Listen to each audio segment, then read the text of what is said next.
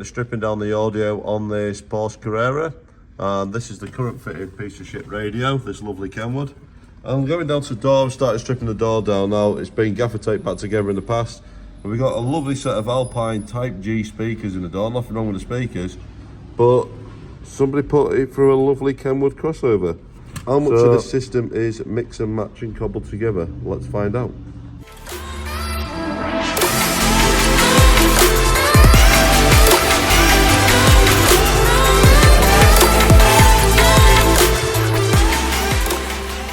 So now we're getting down into the guts of this. We've taken the water shield off this door card here, and this shows basically the glue and everything that's been left behind by the previous installers when they've put the water shield on. We're going to be covering this whole panel and now the door card down here, so we've got more sound deadening on the vehicle. This is going to allow the sound to stop escaping the vehicle and also the road noise coming into the vehicle. So this, stay with us, we'll show you what this looks like in a second with fully sound deadened. So here's the door fully sound deadened now. So we've done the outer skin here, and we've also done the inner skin of the door here.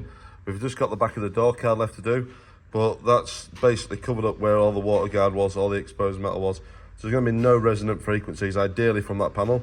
We've used the Skins Pro Black on this panel, and that's the 2mm thick sound deadening. So we have the door card off here, what's on the inside on the bench. So we've taken the door off here. As you can see, it's a little bit battered at the bottom. So we're going to try and tidy up this door as much as we can for the customer. We've also got to take this grill off here and replace the tweeter that's behind there. But we're going to replace that with a 2-inch driver, and this is going to be the Audison Prima MV2.